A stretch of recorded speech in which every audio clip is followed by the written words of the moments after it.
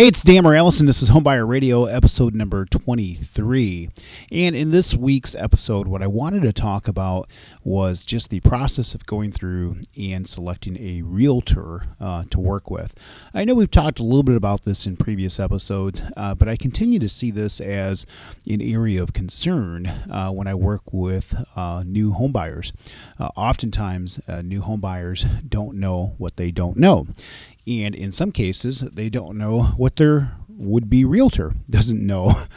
So what I wanted to do is spend a little bit of time just talking about that and some thoughts for consideration when you look at a realtor to represent you for the purchase of your new home. One of the things that we've seen over the course of the last, probably good couple of years is just a really nice real estate market.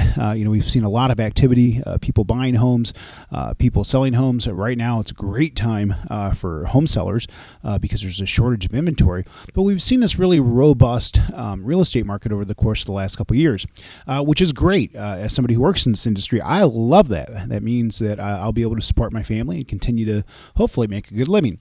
Well, with that comes a lot of new people into our industry who maybe don't have a wealth of experience or knowledge when it comes to real estate. And I've seen a lot of that. I've seen a lot of new agents that are just kind of testing the waters or dabbling in real estate on a part-time basis. They're not, a full-time agent. They have a day job, if you will, and then maybe sell real estate on the side, or they, that's kind of an area of interest they have, and they're just dabbling in it. Okay. The challenge is oftentimes, clients who are going to be buying their first home can sometimes get connected with some of these agents who don't have a ton of experience. Those agents don't know what they don't know, and they can't, in many cases, properly represent you because they don't have the depth of knowledge, experience, or expertise that you really should have representing you.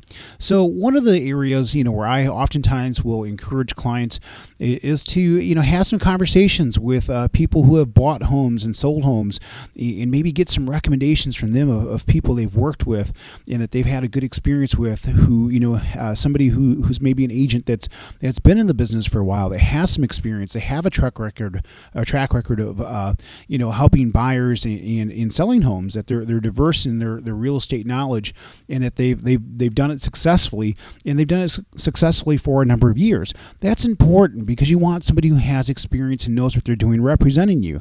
If the person that you're talking to is somebody who's relatively new to the industry or they dabble in it part-time, those are really big red flags that there's probably a high probability that they don't have a ton of experience, and that lack of experience is a lack of experience that is representing you. So when you do find a house to purchase, if your realtor does not have a lot of experience or knowledge, you are at a competitive disadvantage, especially if you're negotiating against a realtor who does have a ton of experience and knowledge, because that agent is going to have the upper hand. They're going to know how to structure that transaction where it's most beneficial for the seller and where they can maximize, profit for the seller and not necessarily, help you negotiate the strongest deal. So, in previous episodes, we talked about the ability to have a buyer's agent and why we think that makes great sense to have somebody who's representing you. But the other, addition to that is you want to have an experienced buyer's agent, somebody who knows what they're doing. So maybe you don't have a ton of good resources when it comes to finding a good agent to work with, and you're concerned about whether or not the person maybe you're talking to really knows what they're doing and whether or not they have the knowledge that they would need to have to properly represent you. We've worked with a ton of really good agents. We can certainly give you some good recommendations. I've got a lot of lending friends and realtor friends really all throughout the United States. In many areas of the country, we can hopefully help point you in the right direction to finding a good realtor to work with if you need somebody who knows what they're doing and has some experience. Of course, we want to be able to help you with the mortgage. The whole purpose of this podcast is to hopefully give you some education in regards to mortgage financing, but at the same time, to be able to, demonstrate our knowledge and expertise when it comes to real estate and mortgages altogether. Again, my name is Dan Moralez with Northpointe Bank. My NMLS number is 709729.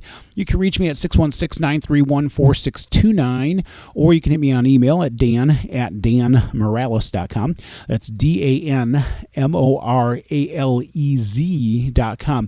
Would really appreciate it if you enjoy the podcast and you've gotten some useful information from this podcast, do me a favor. Head over to iTunes, leave us a review, preferably a 5-star review, right? Leave us a review and, maybe share, a positive, feedback there. We definitely would appreciate that. If you have an idea or a question or something that you'd like to have us maybe talk about for an upcoming episode, definitely would love your questions or, feedback or things that we can provide you that would hopefully help you with the home buying experience. Again, Dan Moralez from Northpointe Bank. We are an equal housing lender. My NMLS number 709-729. Have a great day.